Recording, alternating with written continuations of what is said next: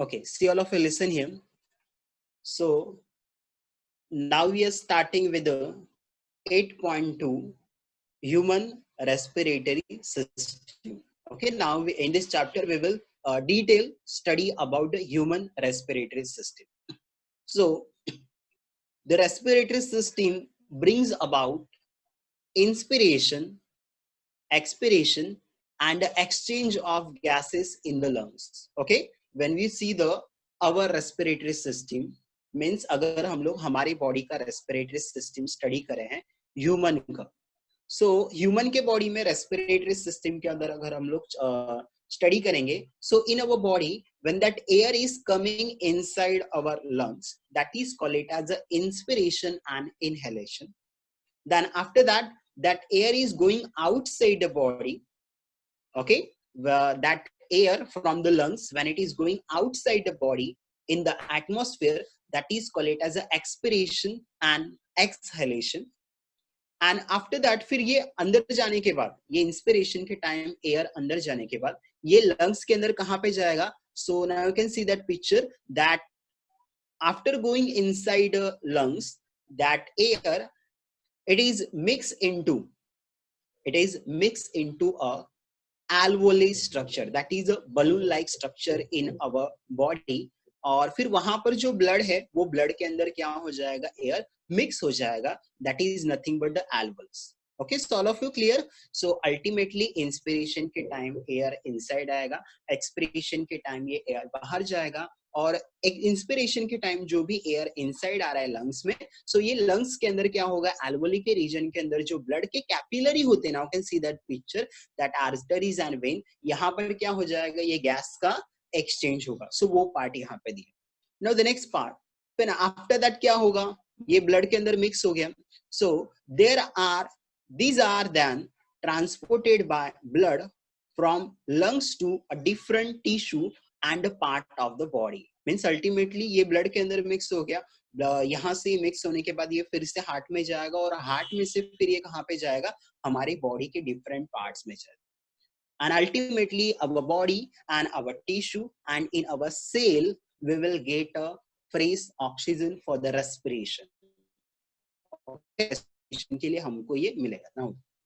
Now the respiratory system in a human and be divided into a upper respiratory system and a lower respiratory system. Okay, human body के अंदर जो respiratory system है ये two main parts में divided है. That is upper respiratory system starting with the nose. Okay, nose से start होगा और ये throat में end होगा.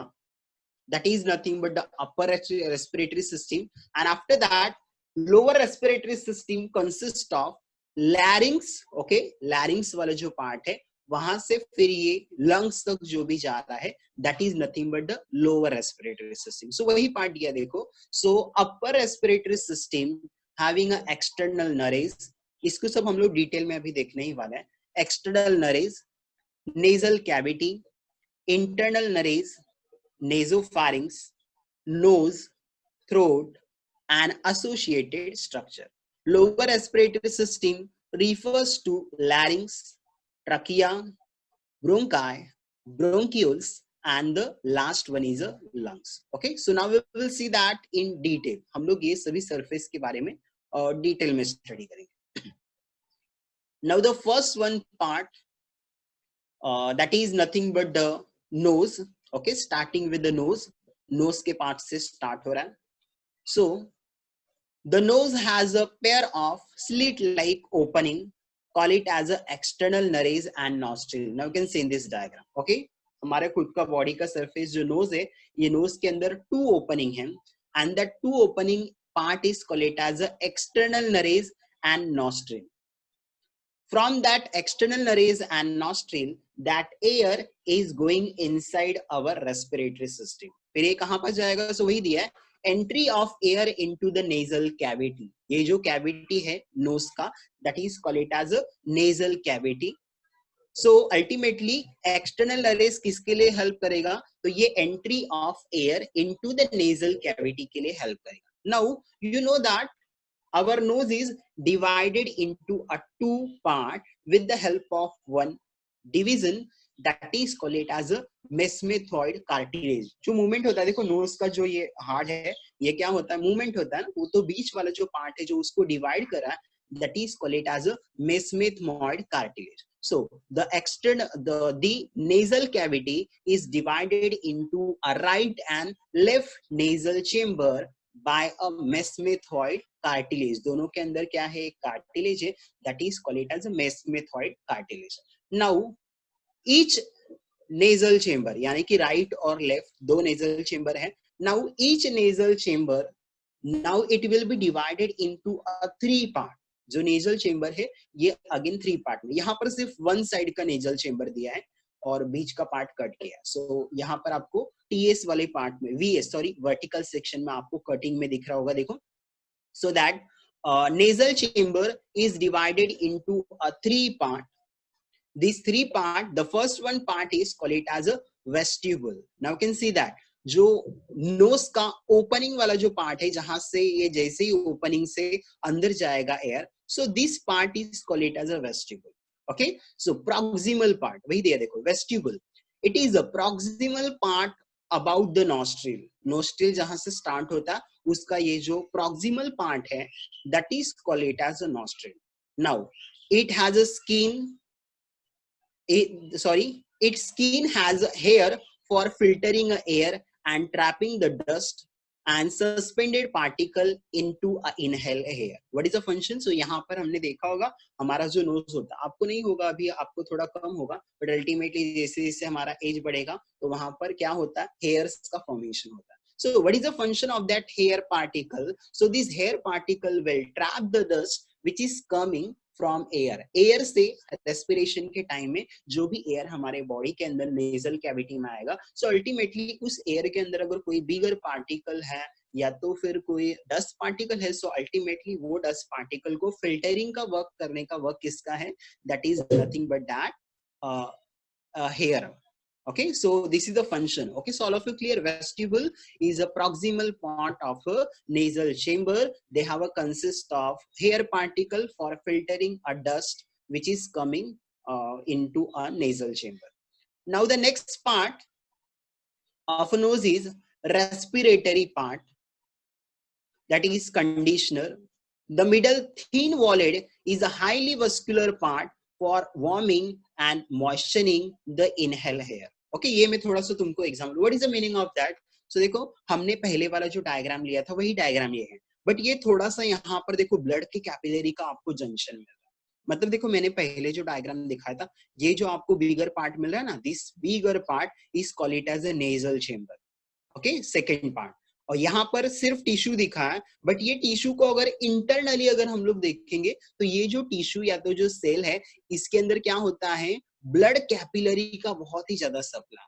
What is the function of that blood capillary? तो हमारा ब्लड का जो टेम्परेचर होता है दैट इज 37 होता है. So ultimately what air is coming inside, अगर उसका टेम्परेचर लो है तो ये जो ब्लड कैपिलरी के अंदर ब्लड है, ये इसको क्या करेंगे, जो एयर है उसको वार्म करने के लिए हेल्प करेंगे. सो वही पार्ट यहाँ पे दिया, the middle thin walled is highly vascular. Vascular means they have a supply of blood capillary which we can see in this diagram. ये जो पार्ट के अंदर ब्लड कैपिलरी के बहुत ही ज्यादा सप्लाई है, and this part will warming and moisturing the inhale air. जो भी एयर अंदर आ रहा है उसको ये मॉइस्चर करेंगे और प्लस उसको इनहेल करेंगे, वार्म करेंगे, एयर का टेम्परेचर हाई हो जाएगा. इसका एक एग्जांपल भी मैं आपको बता देता हूँ. जब हम लोग रनिंग करते हैं ना, सो रनिंग के टाइम हमको और एटीपी का प्रोडक्शन ज्यादा लगता है, सो इसीलिए हमारा रेस्पिरेशन रेट हाई हो जाता है. और उस रेस्पिरेशन के टाइम हमको बोला जाता है कि नोज से ही रेस्पिरेशन करना है. क्यों करना है? तो जब हम लोग नोज से रेस्पिरेशन करते हैं तो वो एयर ये इनहेल पार्ट से वार्म होते हुए जाएगा. एट द सेम टाइम देखो जब रनिंग करते हैं तो तभी भी हम लोग रेस्पिरेशन करते हैं, और जब हम लोग नॉर्मल एक्टिविटी कर रहे हैं तभी भी हमारे बॉडी में एटीपी का प्रोडक्शन हो रहा है और एयर अंदर जाता है. बट जब हम लोग नॉर्मल एक्टिविटी करते हैं तो नोज से एयर एंटर होता है, तब हमको पानी वगैरह नहीं लगेगा. But at the same time अगर हम लोग रनिंग करेंगे तो हम लोग माउथ भी ओपन कर देते हैं, और फिर इसके वजह से क्या होता है, वो जो एयर होता है ये फिल्टरिंग नहीं होगा, प्लस ये माउथ से जाने के कारण इसका जो टेम्परेचर है ये लो रहेगा और ये फिर हमारे लंग्स को प्रॉब्लम प्रोवाइड कर सकता है, और एट द सेम टाइम ये जो पार्ट रहता है वो हमारा ड्राई हो जाता है और फिर हमको पानी पीना पड़ता है, सो वो भी उसका एक main problem. Now the next part, the third part is olfactory and sensory chamber. What is the meaning of sensory? Means we have a sense of smell है ना, so ultimately इस sense of smell के लिए हमारे body के अंदर specialized type of cell होते हैं. Okay, so the uppermost part is lined by olfactory epithelium for detection of smell. Now we can see in this diagram, ये जो uppermost वाला part है यहाँ पर क्या है, so there is a presence of olfactory epithelium जो कि कहाँ पर ज्वाइन है, वो हमारे ब्रेन से ज्वाइन है, और ये क्या करेगा, तो ये सेंस ऑफ स्मेल, ओके, हमको जो सेंस ऑफ स्मेल है उसको प्रोवाइड करेगा. ओके, सो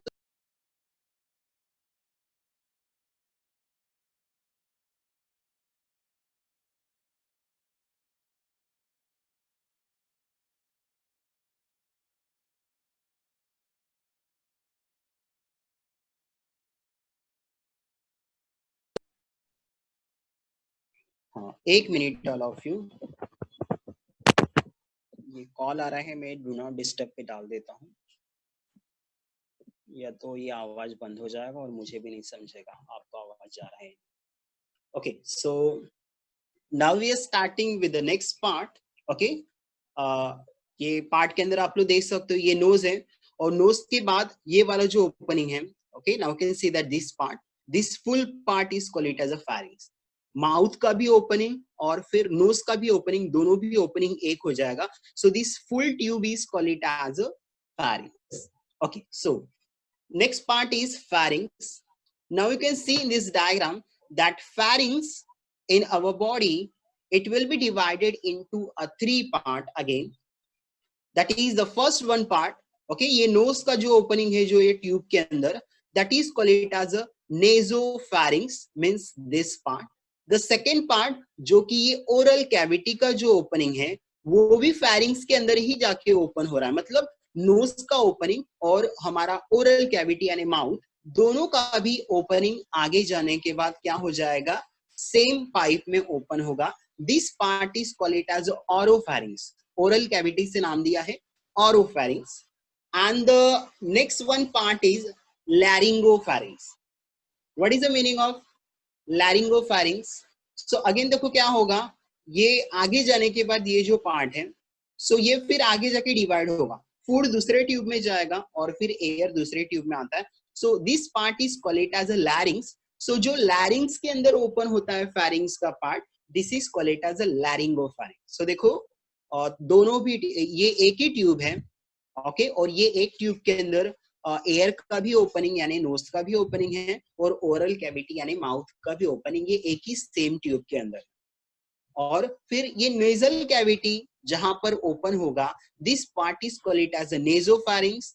और ओरल कैविटी यानी माउथ का जो ओपनिंग है फेरिंग्स के अंदर, that is called it as a oropharynx. और लास्ट वाला पार्ट फेरिंग्स का लैरिंग्स के अंदर ओपन होता है, so that is called it as a laryngopharynx. Okay, so now we will discuss that. So nasopharynx is the uppermost part of the nasal chamber. It leads to the and it is open into the oropharynx. You can see in this diagram जो nasopharynx है ये uppermost part है और ये कहाँ पे open हो रहा है, तो ये oropharynx के अंदर open हो रहा है. Now the next part, oropharynx means what is the meaning of that? Common passage for food and air. यहाँ से फूड आने वाला है, यहाँ से एयर आने वाला है और दोनों का कॉमन ओपनिंग यानी कि क्या है, oropharynx. Now the next part, on this below, अगर oropharynx के जैसे ही below जाओगे, so this condition below as that pharynx continue below as a laryngopharynx, जो कि larynx के अंदर open होगा. So this part is called it as a laryngopharynx, ये part. Now the pharynx has set of ये एक part रह गया, between the nasopharynx and oropharynx is a palate bone. Okay, मैंने अगर देखो ये वाला डायग्राम लिया, ये हमारा ये पार्ट है नेजोफैरिंक्स का. ओके, मैंने अगर ये पार्ट लिया नेजोफैरिंक्स और ये वाला पार्ट लिया ऑरोफैरिंक्स, तो दोनों के बीच में एक बोन का पार्ट है ना. You can see that this hard part, okay, ये जो पार्ट आपको बोन का पार्ट मेरा है, so this hard part of bone is called it as a palate bone, okay, that is called it as a palate bone. You can see in this diagram, ये जो पार्ट है ना, ये नोजोफैरिंक्स का पार्ट, ये ऑरोफैरिंक्स, और दोनों के बीच में ये जो बोन वाला पार्ट है, that is called it as a palate bone, okay, that is called it as a palate bone. The pharynx has a set of lymphoid organ called tonsil, okay, ये पार्ट में, जैसे देखो आप हम लोग doctors वगैरह जब भी हमारा थ्रोट का इन्फेक्शन होता है तो वो लोग माउथ ओपन करते हैं। आप नॉर्मली भी अगर आपने जो मिरर होता है, मिरर के सामने जस्ट माउथ ओपन किया तो आपको इस पार्ट में जस्ट सर्कल लाइक पार्ट एक दिखेगा, so that is nothing but a tonsil का part. You can see in this diagram, जो ये ऑरोफैरिंक्स है और ये नेसोफैरिंक्स, दोनों के बीच में इस पार्ट के अंदर क्या है, this part is called it as a tonsil, जो कि एक टाइप का लिम्फॉइड ऑर्गन्स है, ओके, जो बैक्टीरिया वगैरह होता है इनके लिए ये एक एंजाइम सिक्रेट करता है जिसके वजह से वो कील होता है, okay, so this part is nothing but the tonsil. Now the next part is लैरिंग्स। मैंने आपको ऑलरेडी बोला था कि हमारे बॉडी के अंदर जो फैरिंग्स वाला पार्ट है, फिर ये एक ट्यूब के अंदर ओपन होगा, that part is called it as larynx. यहाँ पर आपके बुक का मैंने डायग्राम लिया है, अगर डायग्राम पूछा गया तो ये डायग्राम पूछा जा सकता है। इसके पहले मैंने जो 2-3 डायग्राम आपको दिखाए थे, वो सब डायग्राम आपके बुक के नहीं है तो वो पूछे नहीं जाएंगे, बट डिस्क्रिप्शन के हिसाब से वो पूरा आ रहा था, सो मैंने वो ऐड किया था। जस्ट मिनट, मैं आपको वो डायग्राम दिखा देता हूँ जिसके अंदर लैरिंग्स और फैरिंग्स दोनों भी आपको दिखेंगे। Now you can see in this diagram, ये फिर से मैंने बाहर से डायग्राम थोड़ा सा लिया। Now you can see in this diagram, ये जो पार्ट है ये नोज का ओपनिंग, दैट इज नेजोफैरिंग्स, ये वाला पार्ट ओरल कैविटी का ओपनिंग ऑरोफैरिंग्स, और फिर ये देखो ये पार्ट लैरिंगोफैरिंग्स। अब लैरिंगोफैरिंग्स जाके आगे जाके ये देखो ये एक ट्यूब है जो कि एयर का कंडक्शन करेगा, जो कि आगे की तरफ है, मीन्स हमारा आगे वाला जो पार्ट है ये एयर के कंडक्शन के लिए ओपन होगा आगे जाके ट्रकिया में। So this part is called it as a larynx, ये जो पार्ट है ना, this tube is called it as a larynx. और पीछे के डायरेक्शन में जो है ये फूड के कंडक्शन के लिए, मतलब देखो ओरल कैविटी ऑरोफैरिंग्स के जगह पे नेजल ओपनिंग और ओरल कैविटी यानी फूड का ओपनिंग दोनों भी सेम हो जाएगा फैरिंग्स में। फिर फैरिंग्स जब आगे जाके डिवाइड होगा तो फैरिंग्स आगे जाके कहाँ पे ओपन होगा, तो फैरिंग्स आगे जाके लैरिंग्स में ओपन होगा, जो कि सिर्फ एयर का कंडक्शन करेगा। और इसके पीछे क्या है, सो हमारा पीछे के डायरेक्शन में क्या है, ईसोफेगस है, जो कि सिर्फ फूड का कंडक्शन करेगा। मतलब ये फिर से दोनों क्या हो जाएंगे, डिवाइड हो जाएंगे। Okay, so all of you clear. सो लैरिंग्स सबको ये डायग्राम में दिख रहा है। अब इसका हम लोग थोड़ा सा theory part देख लेते हैं। So larynx in our body, they are also call it as a voice box, because हमारा ये जो वॉइस का प्रोडक्शन है ये अल्टीमेटली किसके ऊपर डिपेंड है, तो ये लैरिंग्स के ऊपर डिपेंड है। So ultimately it is call it as सिर्फ लैरिंग्स ही नहीं, सो बट मेन पार्ट वही है जो कि एयर का कंडक्शन करके वॉइस का फॉर्मेशन करा है। इसके लिए माउथ भी इंपॉर्टेंट है, टंग भी इंपॉर्टेंट है, टंग का मूवमेंट भी इंपॉर्टेंट है। सो अल्टीमेटली ये सभी part, but main part that is voice box in our body, that is called it as a larynx. So larynx is a part of respiratory tract. अब ये किसका part है, so लैरिंग्स हमारे body का respiratory tract का part है, which contain vocal cord for producing sound. और उसके अंदर होता है वोकल कॉर्ड, जो कि क्या करेगा, साउंड का प्रोडक्शन करता है। Now larynx extend from laryngopharynx, मैंने आपको ऑलरेडी बोला था जो pharynx का laryngopharynx वाला पार्ट है वो कहाँ पे ओपन होता है, larynx में। so larynx extend from laryngopharynx, ये laryngopharynx से स्टार्ट होगा and the hyaloid bone to the trachea, और फिर ये आगे। so यहाँ पे देखो हमारा जो पार्ट है ना जहाँ से ये स्टार्ट होता है, so that is hyaloid bone, यहाँ पे लैरिंग्स के पार्ट होता है, so that is hyaloid bone. सो ये स्टार्ट होगा लैरिंगोफैरिंक्स से और फिर बाद में हाइलॉइड बोन, और फिर हाइलॉइड बोन के बाद ये कहाँ पे ओपन होगा, तो ये ओपन होता है ट्रकिया के अंदर, जो कि आगे फिर एयर का कंडक्शन लंग्स के अंदर कर दे। नाउ द स्ट्रक्चर, इसका स्ट्रक्चर कैसे है, so larynx it is a hollow tubular structure, tube like structure है।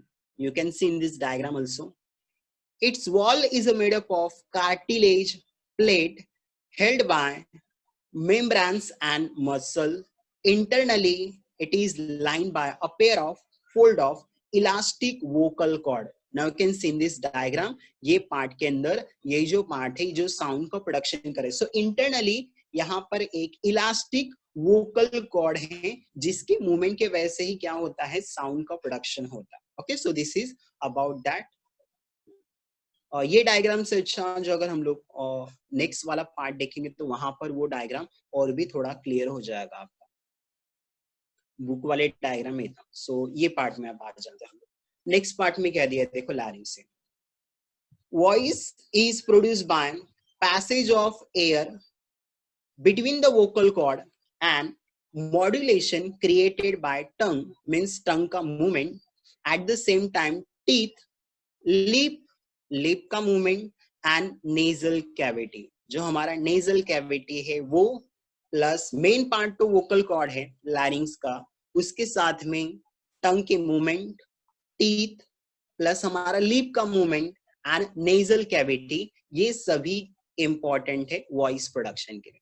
Now the larynx open into the laryngopharynx through a slit-like opening, call it as a glottis. Now you can see in this diagram. वो वाले diagram में हमको इतना clear नहीं होता. यहाँ पे देखो, ये डायग्राम में देखो, ये पार्ट, ये पीछे की तरफ ईसोफेगस है और आगे की तरफ क्या है, ये लैरिंग्स वाला पार्ट है. Now you can see that ये जो पार्ट है that is laryngopharynx आके कहाँ पे ओपन हो रहा है, लैरिंग्स में.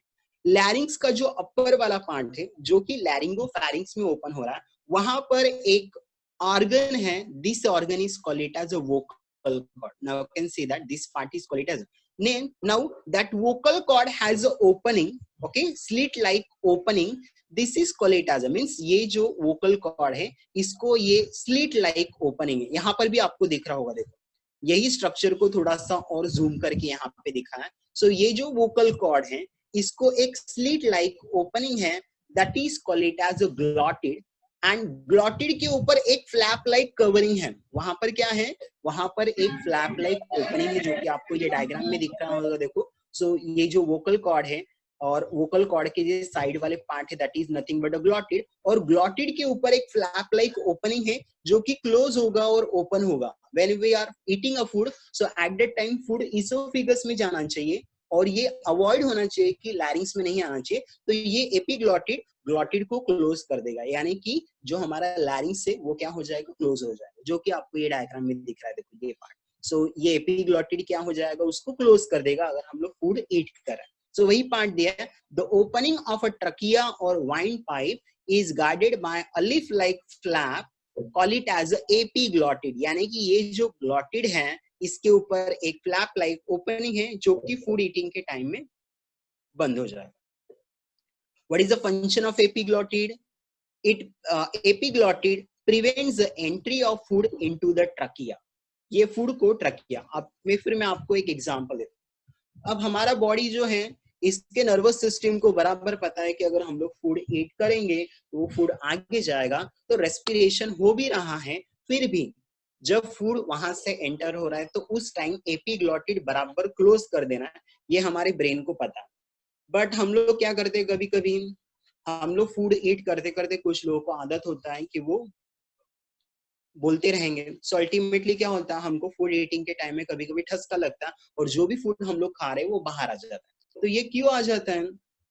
सो हम लोग एट ए टाइम दो वर्क करते हैं. हम लोग फूड भी ईट कर रहे हैं और हम लोग बोलेंगे भी, तो क्या ओपन हो जाएगा, हमारा जो एपिग्लॉटिड ब्रेन उसको मैसेज दे रहा है कि फूड ईट कर रहे हैं, एपिग्लॉटिड क्लोज करो, बट हमने खुद ही ब्रेन को मैसेज दे दिया कि हमको बोलना है. सो अल्टीमेटली क्या हो गया, जो एपिग्लॉटिड ये फ्लिप लाइक जो स्ट्रक्चर है ये क्या हो गया, ये ओपन हो गया. अब ओपन होते ही क्या हो गया, तो वो फूड ईसोफेगस में ना जाके कहां पर आ गया, तो ये आ गया हमारे वोकल कॉर्ड, यानी कि ट्रकिया के अंदर, दैट इज लैरिंग्स के अंदर ओपन हो रहा है. सो अल्टीमेटली फिर उसके बाद क्या होता है, तो जो एयर का झटका लगेगा जोर से और वो फूड क्या आ जाता है, बाहर आ जाता है. सो ये थोड़ा सा अवॉइड करना है, आप लोग को भी समझना है कि whenever we are eating a food, so उस टाइम में हमको क्या करना चाहिए, सो अवॉइड करना चाहिए टॉकिंग वगैरह, बिकॉज एपिग्लॉटिड अगर ओपन हो गया तो ये फूड हमारे लैरिंग्स में जाने के भी चांसेस हो सकते हैं. So this is all about that लैरिंग्स part.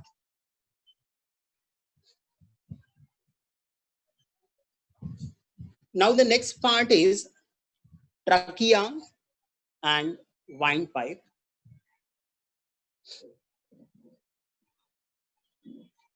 Just a minute, all of you. Okay. Okay. The next part is trachea and windpipe. Now you can see that in a diagram, ये larynx वाला part है. Larynx वाला part open हो रहा है एक tube-like structure that is called it as a trachea. Okay. And after that, the trachea will be divided into a two part जो कि lungs के अंदर जाएगा. That is called it as a bronchi. So bronchi and larynx इन दोनों के बीच में जो ट्यूब लाइक पार्ट है, this tube like part is called it as a trachea. Now about the trachea, it is a long tube about 10 to 12 centimetre in a length. It runs through a neck. ये neck के region से हमारे run करेगा in a front of oesophagus, जो air का conduction कर रहा है. जो ट्रकिया ये हमारे आगे की तरफ है और ईसोफेगस पीछे की तरफ है. सो ईसोफेगस के ये फ्रंट में है. सो वो पार्ट दिया है. It runs through a neck in a front of oesophagus and extend into and up to a middle thoracic cavity. So ये थोरैसिक कैविटी के अंदर क्या होगा, आगे जाके ओपन हो जाएगा. Now it is supported by C shape 16 to 20 rings of cartilage which prevent the collapse of trachea. अब यहाँ पर एयर का कंडक्शन होता है और बहुत ही ज्यादा प्रेशर में होता है, तो इसका साइज रिड्यूस नहीं होना चाहिए फिर से. So ultimately now you can see that, अगर मैंने ट्रकिया का स्लाइड प्रिपेयर किया, ट्रांसफर सेक्शन लिया, तो you can see in this diagram. ये डायग्राम के अंदर आपको दिख रहा होगा ट्रकिया इंटरनली इसके अंदर C शेप में क्या है, एक बोन है, that is called it as a cartilage bone.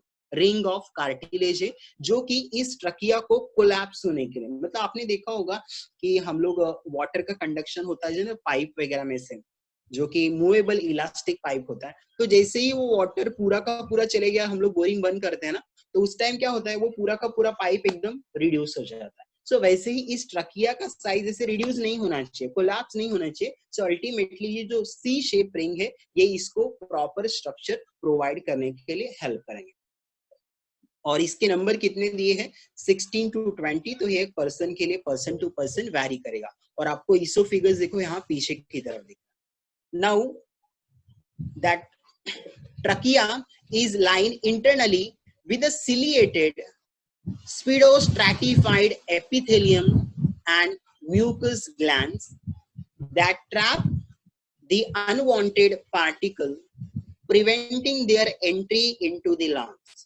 Okay, so ultimately देखो हमको कफ वगैरह का प्रोडक्शन होता है ना. सो ये कफ यानी किससे प्रोड्यूस होता है, सो हमारा ये जो ट्रकिया है वहां से ये कफ वगैरह आता है. ओके, सो ये ट्रकिया के अंदर नेचुरली ही हमारे ट्रकिया के अंदर सिलिएटेड स्पीडोस्ट्रेटिफाइड एपिथेलियम, मतलब एपिथेलियम के अंदर म्यूकस ग्लैंड्स है जो कि म्यूकस का प्रोडक्शन करते हैं, और प्लस सिलिया यानी कि hair like particle. Okay, hair like particle like structure है जो कि वो कफ का प्रोडक्शन या तो म्यूकस का प्रोडक्शन के अंदर जब पार्टिकल ऑफ लिसन है. ओके, सो हम लोग थे ये लास्ट वाले पॉइंट पे. So that trachea inside there is a presence of ciliated epithelium, जिसके मूवमेंट के वजह से जो म्यूकस ग्लैंड म्यूकस का प्रोडक्शन करेगा, ये म्यूकस के अंदर अगर नोज के अंदर कोई पार्टिकल ट्रैप नहीं हुए, वो हार्म स्टॉप नहीं हुए, तो अल्टीमेटली ये बैक्टीरिया है तो जो भी है ये पार्टिकल कहाँ पे जाएगा, हमारे ट्रकिया में. सो ट्रकिया में जो म्यूकस का फॉर्मेशन होता है इंटरनली जो लाइन के ऊपर, सो उसके अंदर वो ट्रैप हो जाएगा. ट्रैप हो जाने के बाद वो जो म्यूकस है वो बाहर मूवमेंट करने के लिए उसके अंदर क्या है, सिलिएटेड एपिथेलियम है जो कि क्या करेंगे, अपर साइड मूवमेंट, जिसके वजह से हमारा जो कफ वगैरह है या तो म्यूकस है वो क्या होगा, बॉडी के बाहर आ जाएगा. सो वही पॉइंट दिया है. So it is line internally